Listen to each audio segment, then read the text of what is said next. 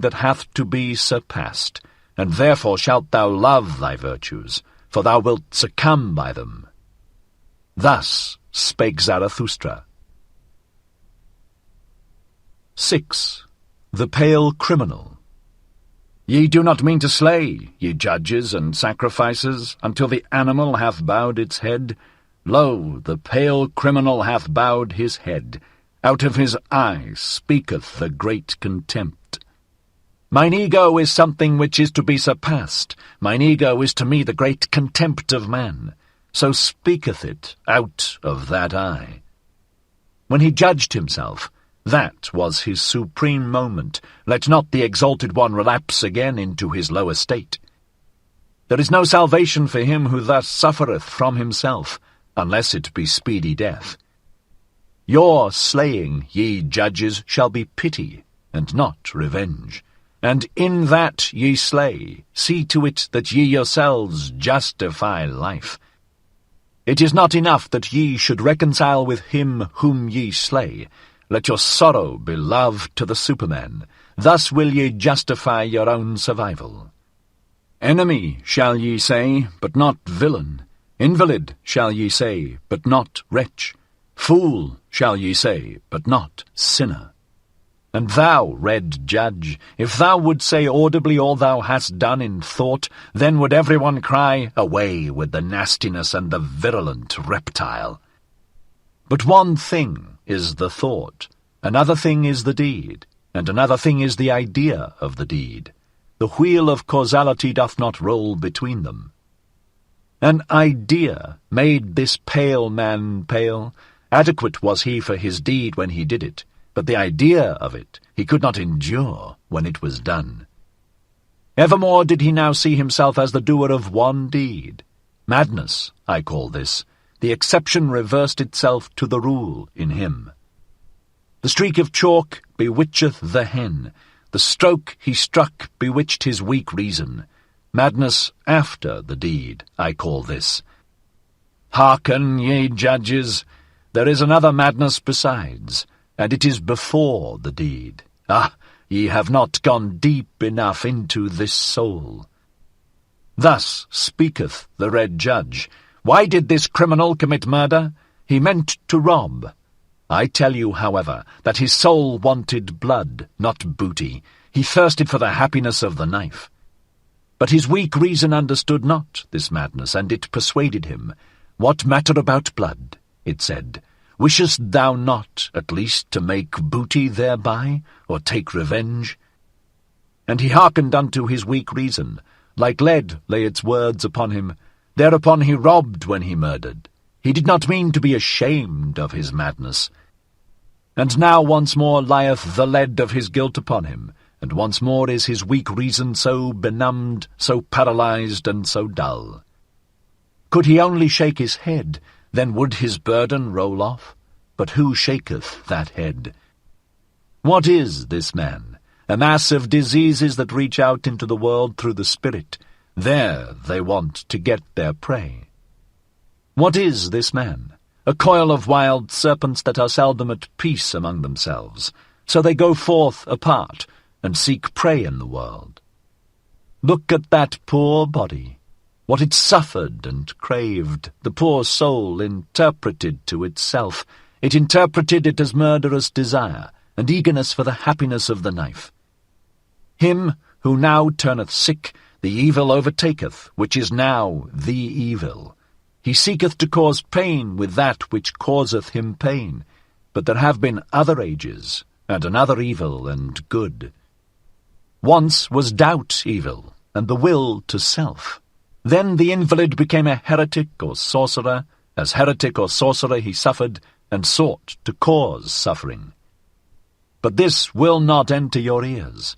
It hurteth your good people, ye tell me. But what doth it matter to me about your good people? Many things in your good people cause me disgust, and verily not their evil. I would that they had a madness by which they succumbed, like this pale criminal. Verily I would that their madness were called truth, or fidelity, or justice, but they have their virtue in order to live long, and in wretched self-complacency.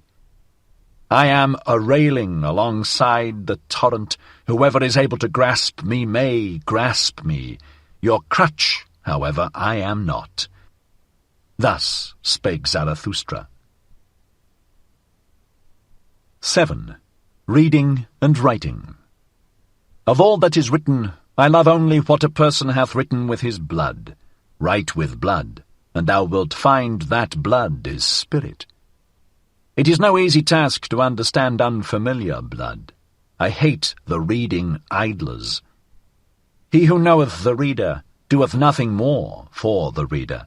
Another century of readers, and spirit itself will stink. Everyone being allowed to learn to read ruineth in the long run not only writing but also thinking. Once spirit was God, then it became man, and now it even becometh populace.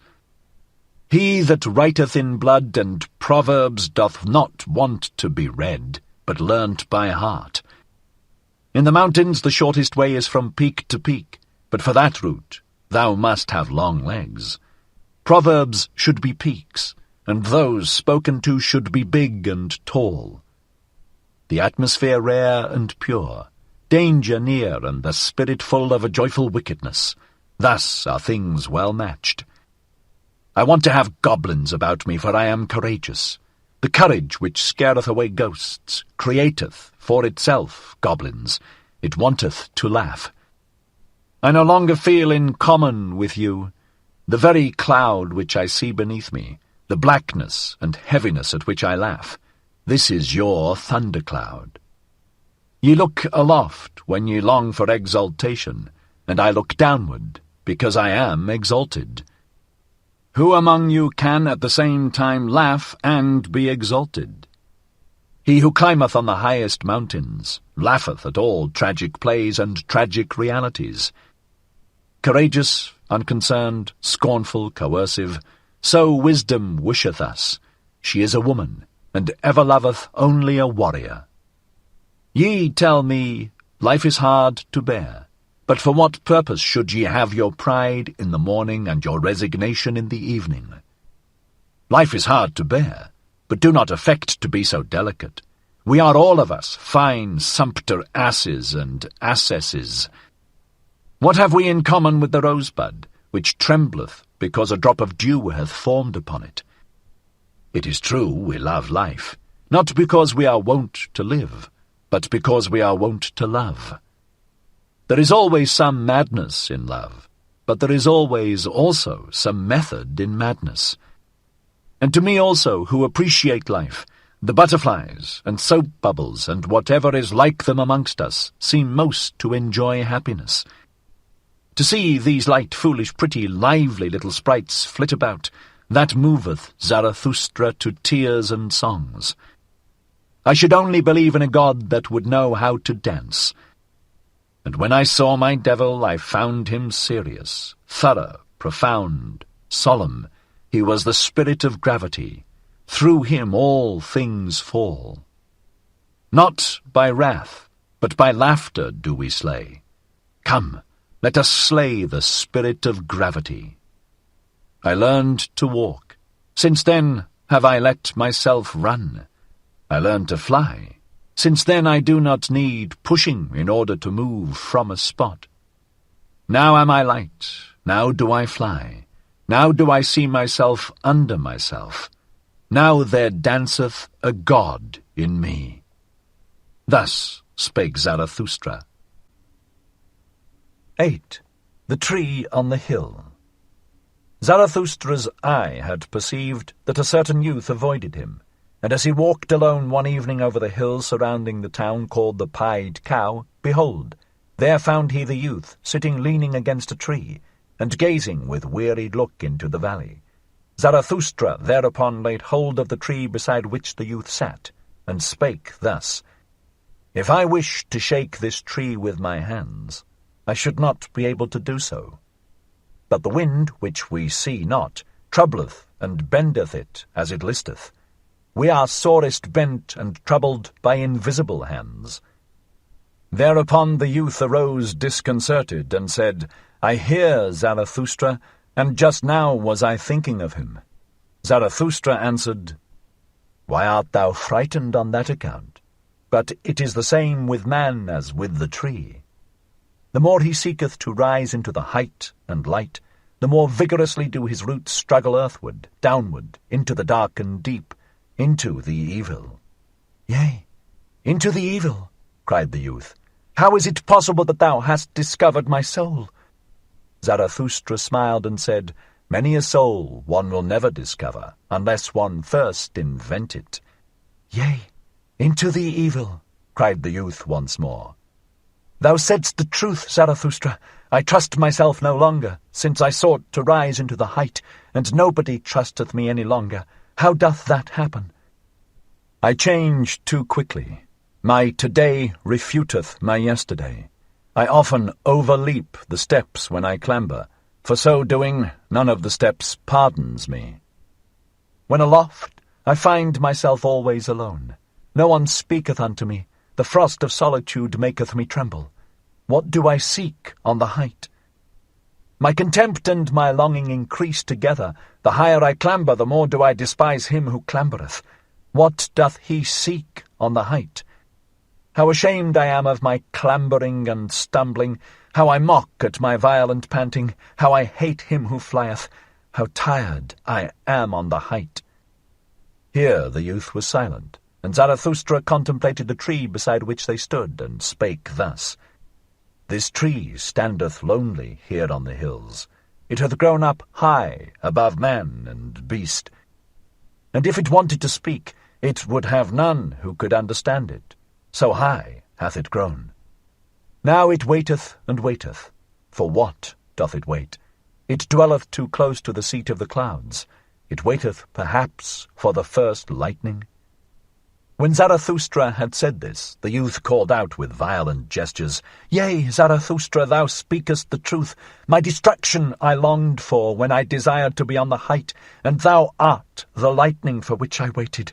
Lo, what have I been since thou hast appeared amongst us? It is mine envy of thee that hath destroyed me." Thus spake the youth, and wept bitterly. Zarathustra, however, put his arm about him, and led the youth away with him. And when they had walked a while together, Zarathustra began to speak thus, "It rendeth my heart. Better than thy words express it, thine eyes tell me all thy danger. As yet thou art not free. Thou still seekest freedom. Too unslept hath thy seeking made thee, and too wakeful. On the open height wouldst thou be, for the stars thirsteth thy soul, but thy bad impulses also thirst for freedom. Thy wild dogs want liberty. They bark for joy in their cellar when thy spirit endeavoureth to open all prison doors. Still art thou a prisoner, it seemeth to me, who deviseth liberty for himself. Ah, sharp becometh the soul of such prisoners, but also deceitful and wicked. To purify himself is still necessary for the freedom of the spirit. Much of the prison and the mould still remaineth in him. Pure hath his eye still to become. Yea, I know thy danger, but by my love and hope I conjure thee, cast not thy love and hope away. Noble thou feelest thyself still, and noble others also feel thee still, though they bear thee a grudge and cast evil looks. Know this, that to everybody a noble one standeth in the way. Also to the good a noble one standeth in the way, and even when they call him a good man, they want thereby to put him aside. The new would the noble man create, and a new virtue. The old wanteth the good man, and that the old should be conserved. But it is not the danger of the noble man to turn a good man, but lest he should become a blusterer, a scoffer, or a destroyer. Ah, I have known noble ones who lost their highest hope, and then they disparaged all high hopes. Then lived they shamelessly in temporary pleasures, and beyond the day had hardly a name.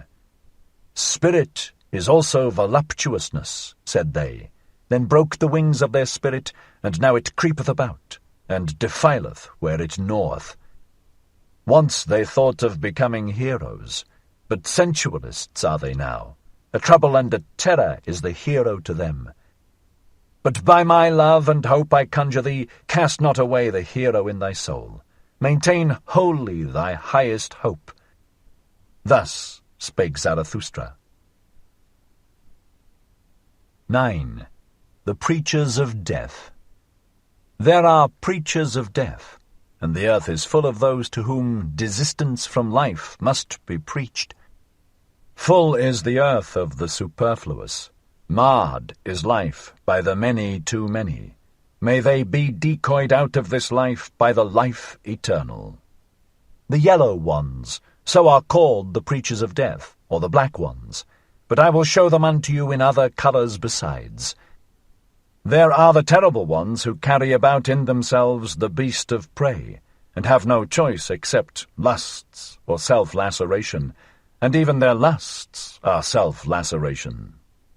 They have not yet become men, those terrible ones. May they preach desistance from life, and pass away themselves. There are the spiritually consumptive ones. Hardly are they born when they begin to die, and long for doctrines of lassitude and renunciation. They would fain be dead, and we should approve of their wish. Let us beware of awakening those dead ones, and of damaging those living coffins. They meet an invalid or an old man or a corpse, and immediately they say, life is refuted. But they only are refuted, and their eye, which seeth only one aspect of existence. Shrouded in thick melancholy and eager for the little casualties that bring death, thus do they wait, and clench their teeth. Or else they grasp at sweetmeats and mock at their childishness thereby. They cling to their straw of life, and mock at their still clinging to it.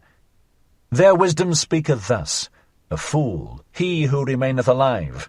But so far are we fools, and that is the foolishest thing in life. Life is only suffering, so say others, and lie not. Then see to it that ye cease. See to it that the life ceaseth, which is only suffering. And let this be the teaching of your virtue. Thou shalt slay thyself. Thou shalt steal away from thyself. Lust is sin, so say some who preach death. Let us go apart and beget no children. Giving birth is troublesome, say others. Why still give birth? One beareth only the unfortunate, and they also are preachers of death. Pity is necessary, so saith a third party. Take what I have, take what I am, so much less doth life bind me. Were they consistently pitiful, then would they make their neighbours sick of life. To be wicked, that would be their true goodness. But they want to be rid of life. What care they if they bind others still faster with their chains and gifts? And ye also, to whom life is rough labour and disquiet, are ye not very tired of life? Are ye not very ripe for the sermon of death? All ye to whom rough labour is dear, and the rapid, new, and strange, ye put up with yourselves badly. Your diligence is flight, and the will to self-forgetfulness. If ye believed more in life, then would ye devote yourselves less to the momentary. But for waiting ye have not enough of capacity in you, nor even for idling. Everywhere resoundeth the voices of those who preach death, and the earth is full of those to whom death hath to be preached. Or life eternal. It is all the same to me, if only they pass away quickly. Thus spake Zarathustra. 10. War and Warriors. By our best enemies we do not want to be spared, nor by those either whom we love from the very heart. So let me tell you the truth. My brethren in war, I love you from the very heart. I am and was ever your counterpart, and I am also your best enemy. So let me tell you the truth. I know the hatred and envy of your hearts. Ye are not great enough not to know of hatred and envy. Then be great enough not to be ashamed of them. And if ye cannot be saints of knowledge, then I pray you be at least its warriors. They are the companions and forerunners of such saintship. I see many soldiers. Could I but see many warriors! Uniform, one calleth what they wear. May it not be uniform what they therewith hide.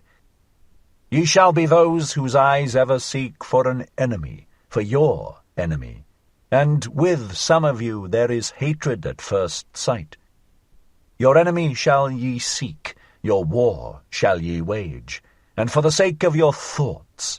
And if your thoughts succumb, your uprightness shall still shout triumph thereby.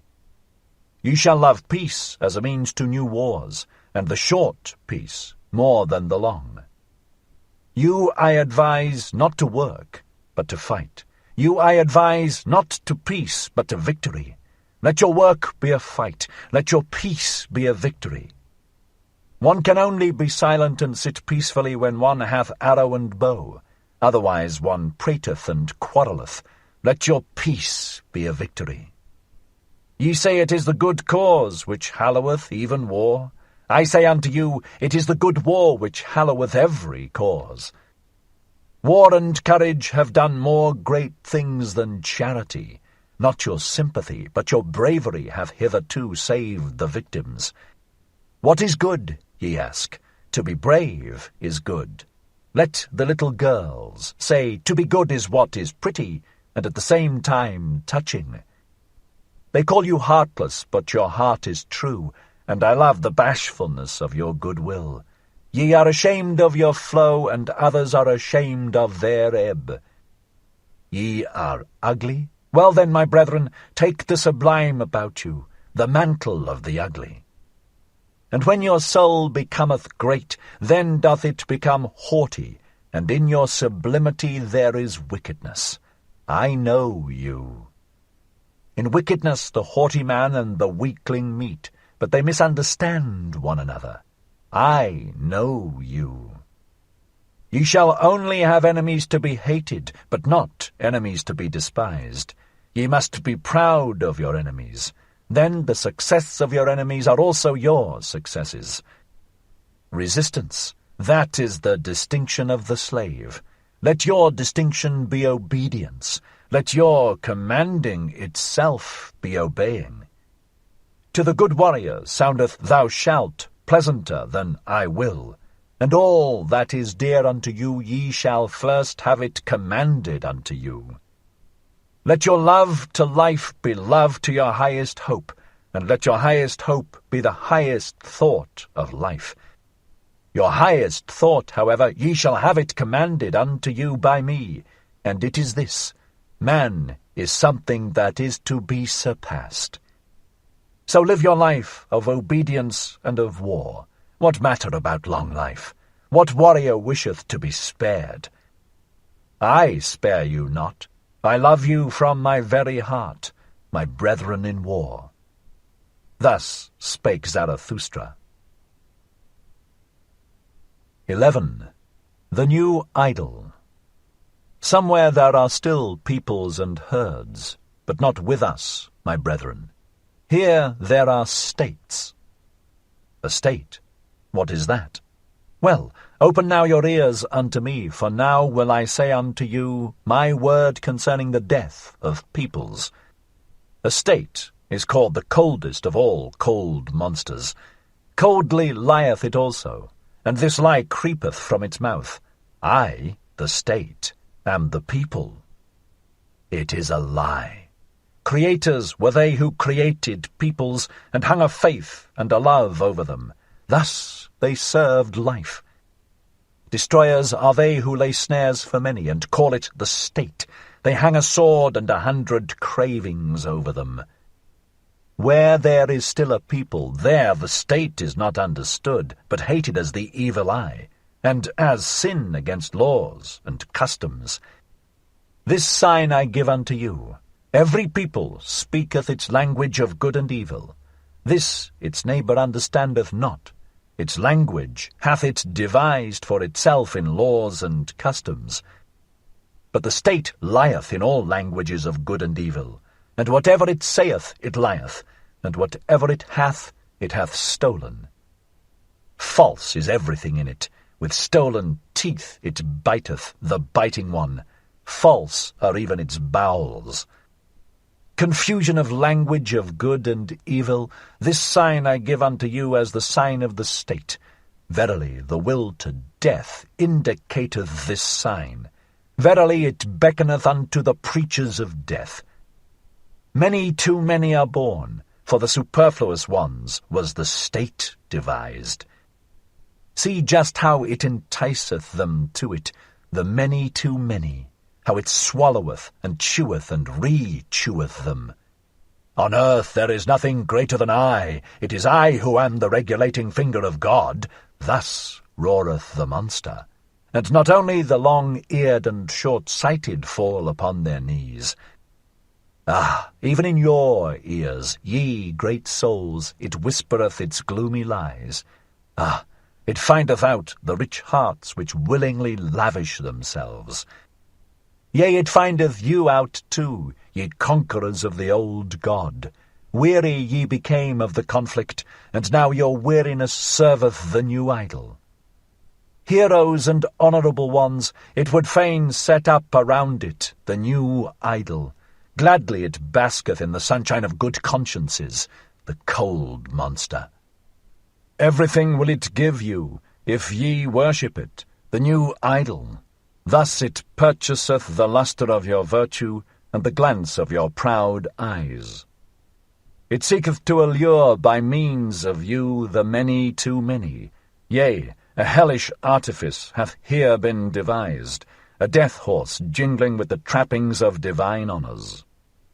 Yea, a dying for many hath here been devised, which glorifieth itself as life. Verily a hearty service unto all preachers of death. The state, I call it, where all are poison drinkers, the good and the bad. The state, where all lose themselves, the good and the bad. The state where the slow suicide of all is called life. Just see these superfluous ones. They steal the works of the inventors and the treasures of the wise. Culture they call their theft, and everything becometh sickness and trouble unto them. Just see these superfluous ones. Sick are they always. They vomit their bile and call it a newspaper. They devour one another, and cannot even digest themselves. Just see these superfluous ones. Wealth they acquire and become poorer thereby. Power they seek for, and above all, the lever of power, much money, these impotent ones. See them clamber, these nimble apes. They clamber over one another, and thus scuffle into the mud and the abyss. Towards the throne they all strive. It is their madness, as if happiness sat on the throne. Oft-times sitteth filth on the throne, and oft-times also the throne on filth.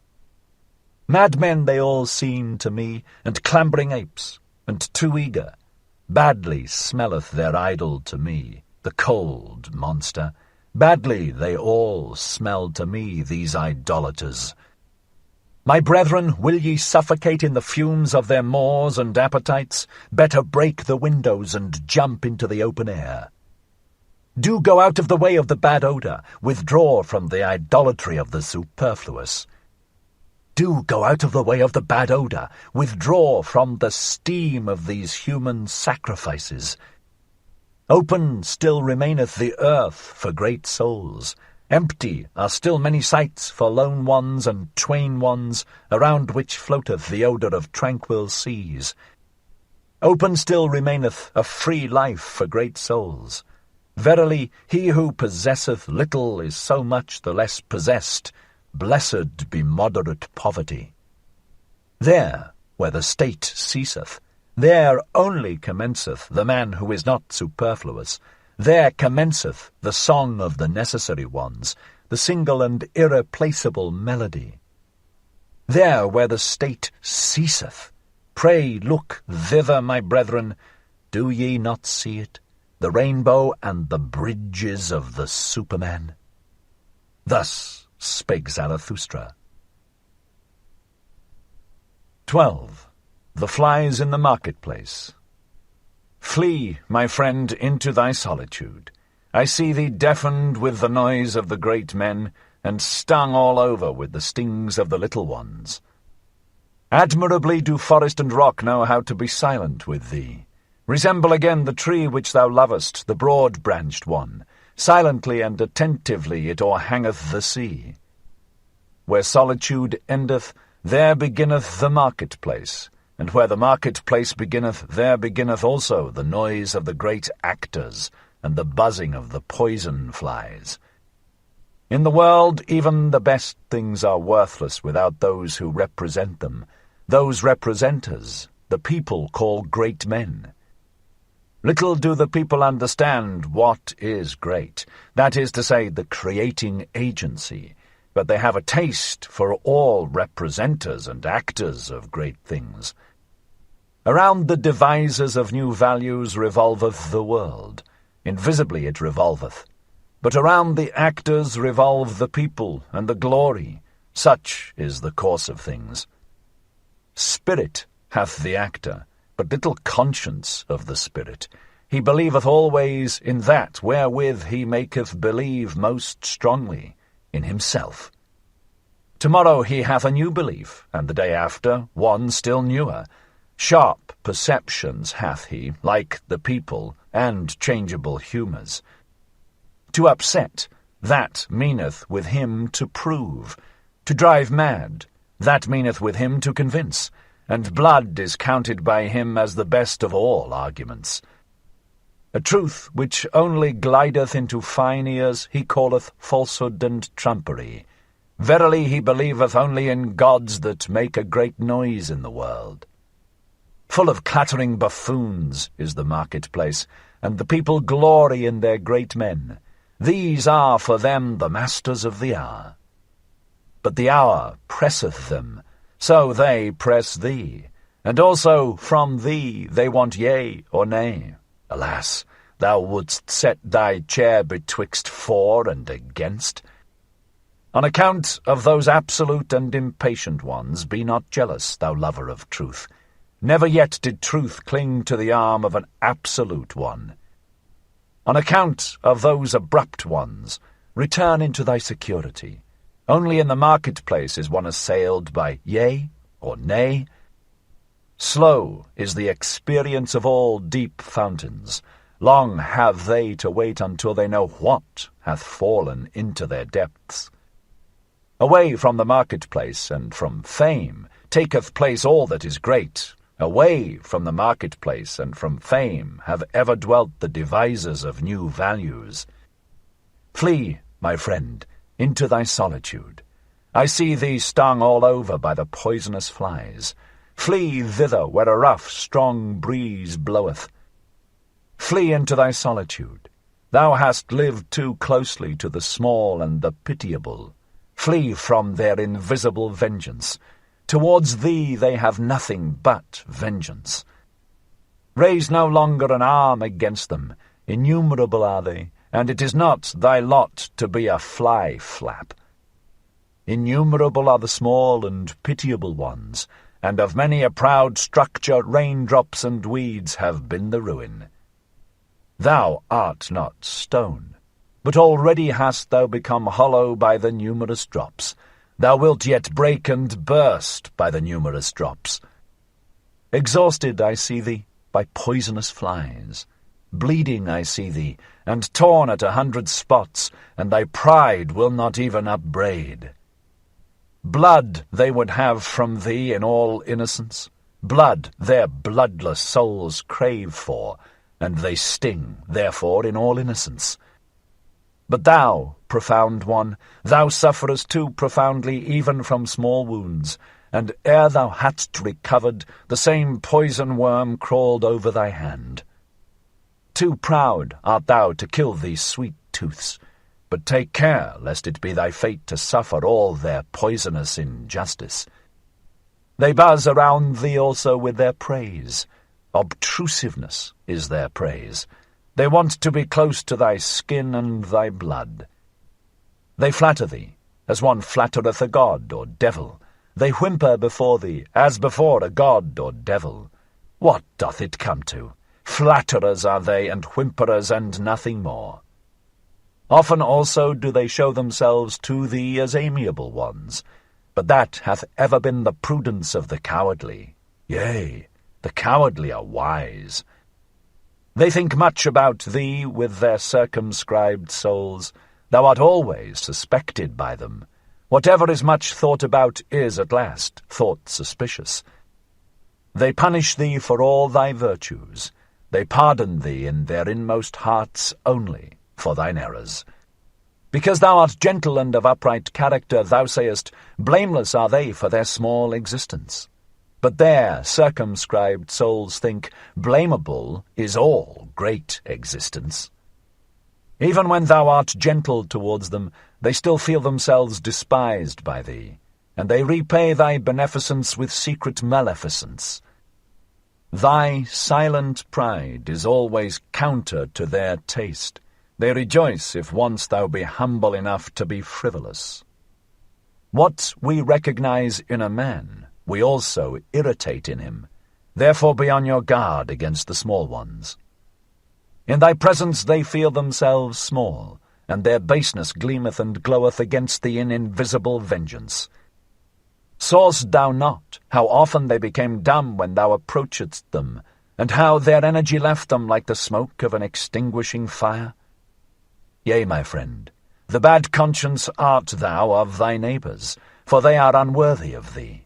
Therefore they hate thee and would fain suck thy blood. Thy neighbours will always be poisonous flies. What is great in thee? That itself must make them more poisonous, and always more fly-like. Flee, my friend, into thy solitude, and thither where a rough, strong breeze bloweth. It is not thy lot to be a fly-flap. Thus spake Zarathustra. 13. Chastity. I love the forest. It is bad to live in cities. There are too many of the lustful. Is it not better to fall into the hands of a murderer than into the dreams of a lustful woman? And just look at these men. Their eyes saith it. They know nothing better on earth than to lie with a woman. Filth is at the bottom of their souls, and alas, if their filth hath still spirit in it. Would that ye were perfect, at least as animals, but to animals belongeth innocence. Do I counsel you to slay your instincts? I counsel you to innocence in your instincts. Do I counsel you to chastity? Chastity is a virtue with some, but with many almost a vice. These are continent, to be sure, but doggish lust looketh enviously out of all that they do. Even into the heights of their virtue and into their cold spirit doth this creature follow them with its discord. And how nicely can doggish lust beg for a piece of spirit when a piece of flesh is denied it. Ye love tragedies and all that breaketh the heart, but I am distrustful of your doggish lust. Ye have too cruel eyes, and ye look wantonly towards the sufferers. Hath not your lust just disguised itself and taken the name of fellow suffering? And also this parable give I unto you. Not a few who meant to cast out their devil went thereby into the swine themselves. To whom chastity is difficult, it is to be dissuaded, lest it become the road to hell, to filth and lust of soul. Do I speak of filthy things? That is not the worst thing for me to do. Not when the truth is filthy, but when it is shallow, doth the discerning one go unwillingly into its waters. Verily, there are chaste ones from their very nature. They are gentler of heart, and laugh better and oftener than you. They laugh also at chastity and ask, what is chastity? Is chastity not folly? But the folly came unto us, and not we unto it. We offered that guest harbour and heart, now it dwelleth with us. Let it stay as long as it will. Thus spake Zarathustra. 14. The friend. One is always too many about me. thinketh the anchorite. Always wants one, that maketh two in the long run. I and me are always too earnestly in conversation. How could it be endured if there were not a friend? The friend of the anchorite is always the third one. The third one is the cork which preventeth the conversation of the two sinking into the depth.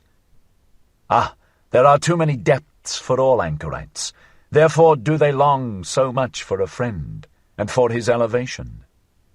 Our faith in others betrayeth wherein we would fain have faith in ourselves.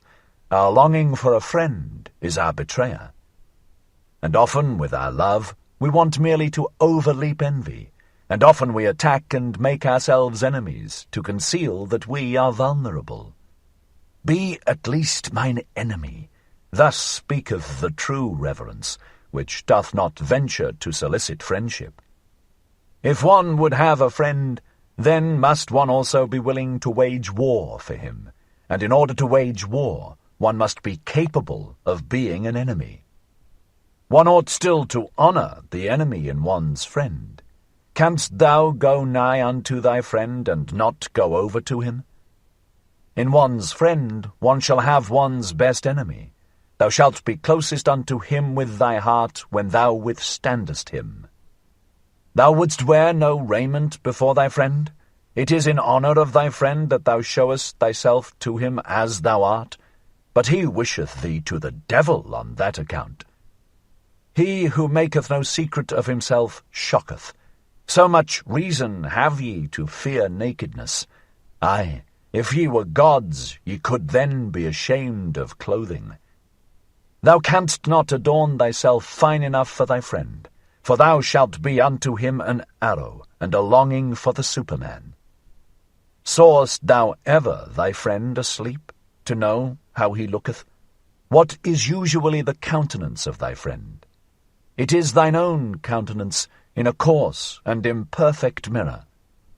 Sawest thou ever thy friend asleep? Wert thou not dismayed at thy friend looking so? O my friend, man is something that hath to be surpassed. In divining and keeping silence shall the friend be a master. Not everything must thou wish to see. Thy dream shall disclose unto thee what thy friend doeth when awake. Let thy pity be a divining, to know first if thy friend wanteth pity. Perhaps he loveth in thee the unmoved eye, and the look of eternity. Let thy pity for thy friend be hid under a hard shell. Thou shalt bite out a tooth upon it. Thus will it have delicacy and sweetness. Art thou pure air, and solitude, and bread, and medicine to thy friend? Many a one cannot loosen his own fetters, but is nevertheless his friend's emancipator. Art thou a slave? Then thou canst not be a friend. Art thou a tyrant? Then thou canst not have friends. Far too long hath there been a slave and a tyrant concealed in woman. On that account woman is not yet capable of friendship. She knoweth only love. In woman's love there is injustice and blindness to all she doth not love. And even in woman's conscious love there is still always surprise and lightning and night, along with the light. As yet woman is not capable of friendship. Women are still cats and birds, or at the best cows. As yet woman is not capable of friendship. But tell me, ye men, who of you are capable of friendship? Oh, your poverty, ye men, and your sordidness of soul! As much as ye give to your friend will I give even to my foe, and will not have become poorer thereby. There is comradeship. May there be friendship. Thus spake Zarathustra. 15. The 1,001 Goals. Many lands saw Zarathustra, and many peoples. Thus he discovered the good and bad of many peoples. No greater power did Zarathustra find on earth than good and bad. No people could live without first valuing. If a people will maintain itself, however, it must not value as its neighbour valueth. Much that passed for good with one people was regarded with scorn and contempt by another. Thus I found it. Much found I here called bad, which was there decked with purple honours. Never did one neighbour understand the other. Ever did his soul marvel at his neighbour's delusion and wickedness. A table of excellencies hangeth over every people. Lo, it is the table of their triumphs. Lo, it is the voice of their will to power. It is laudable what they think hard. What is indispensable and hard they call good, and what relieveth in the direst distress, the unique and hardest of all, they extol as holy. Whatever maketh them rule and conquer and shine, to the dismay and envy of their neighbours, they regard as the high and foremost thing, the test and the meaning of all else. Verily, my brother, if thou knewest but a people's need, its land, its sky, and its neighbour, then wouldst thou divine the law of its surmountings, and why it climbeth up that ladder to its hope. Always shalt thou be the foremost and prominent above others. No one shall thy jealous soul love, except a friend. That made the soul of a Greek thrill. Thereby went he his way to greatness. To speak truth, and be skilful with bow and arrow, so seemed it alike pleasing and hard to the people from whom cometh my name, the name which is alike pleasing and hard to me. To honour father and mother, and from the root of the soul to do their will, this table of surmounting hung another people over them, and became powerful and permanent thereby.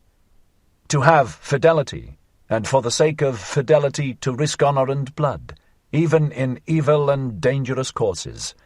Teaching itself so, another people mastered itself, and thus mastering itself, became pregnant and heavy with great hopes. Verily, men have given unto themselves all their good and bad. Verily, they took it not, they found it not.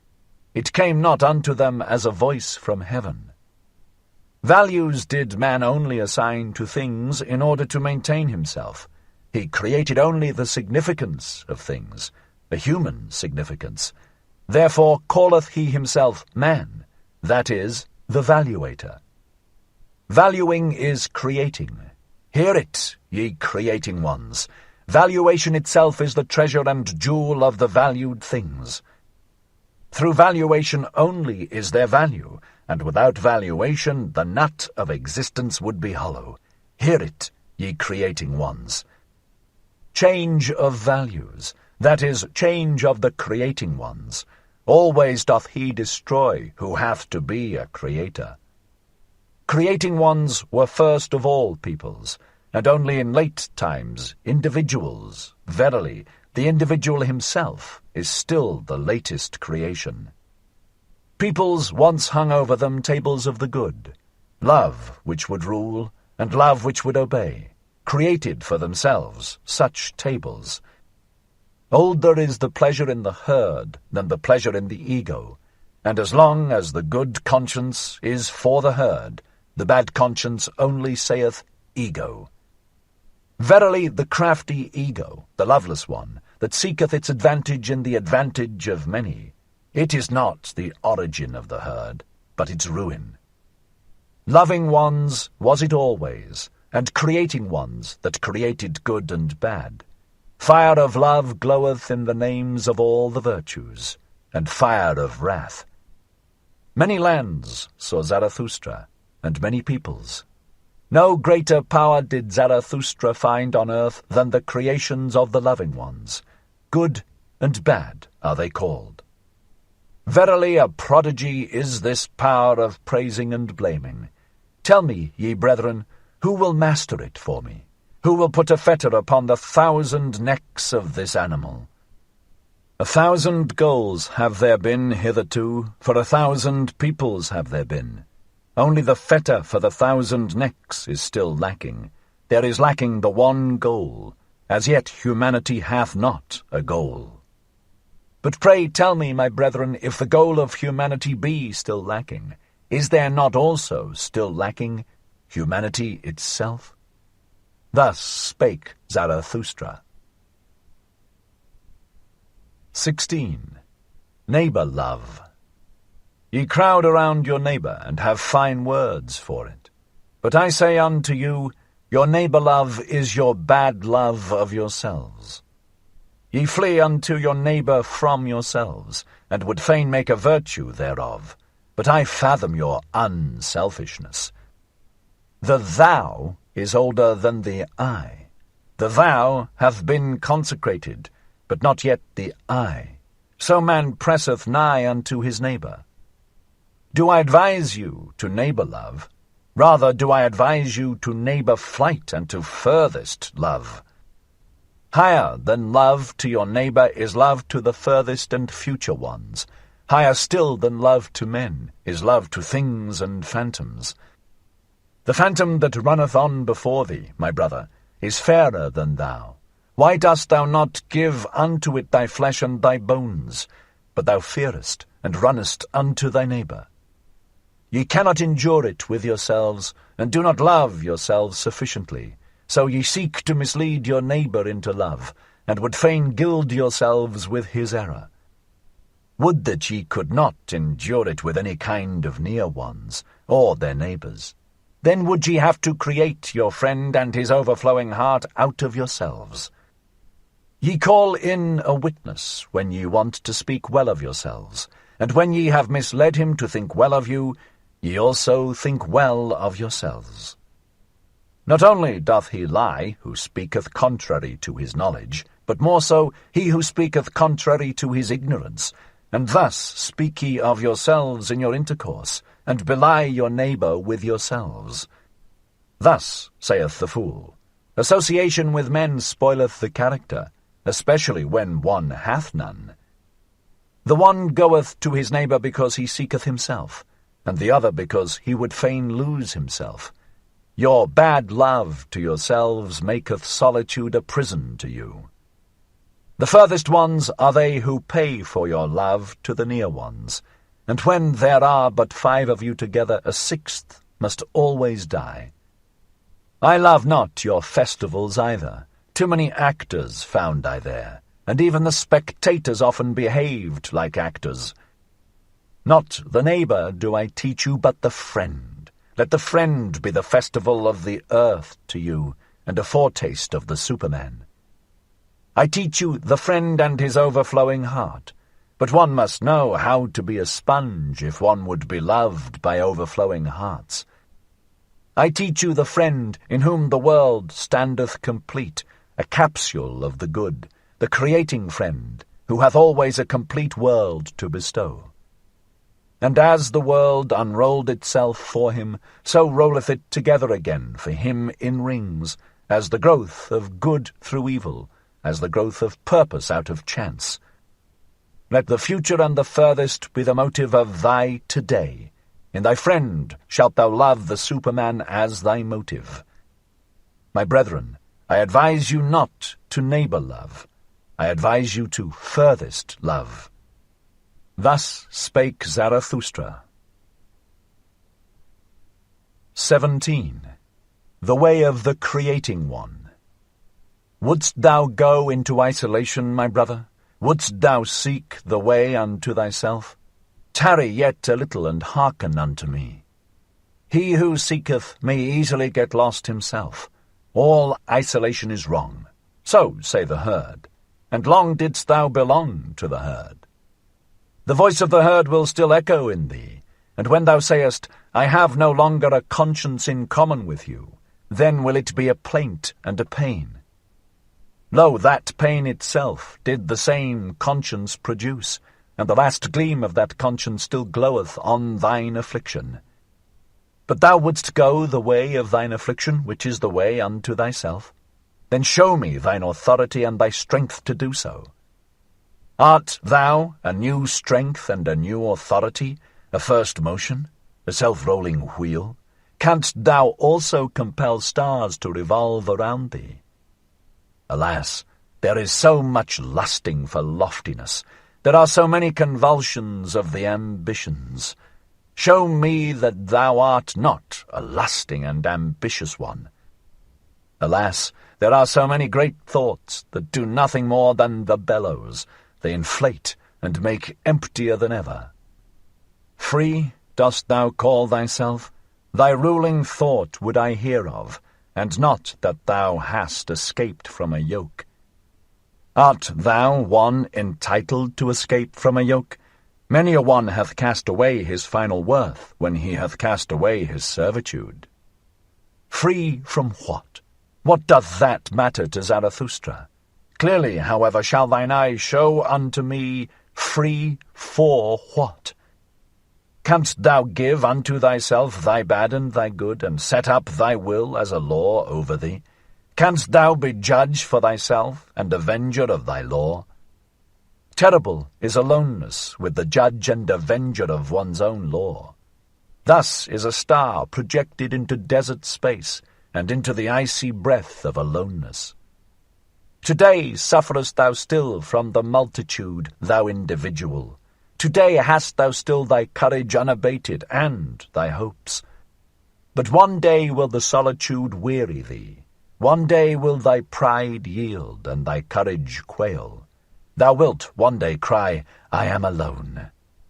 One day wilt thou see no longer thy loftiness, and see too closely thy lowliness. Thy sublimity itself will frighten thee as a phantom. Thou wilt one day cry, all is false. There are feelings which seek to slay the lonesome one. If they do not succeed, then must they themselves die. But art thou capable of it, to be a murderer? Hast thou ever known, my brother, the word disdain, and the anguish of thy justice in being just to those that disdain thee? Thou forcest many to think differently about thee. That charge they heavily to thine account. Thou camest nigh unto them, and yet wentest past. For that they never forgive thee. Thou goest beyond them, but the higher thou risest, the smaller doth the eye of envy see thee. Most of all, however, is the flying one hated. How could ye be just unto me, must thou say?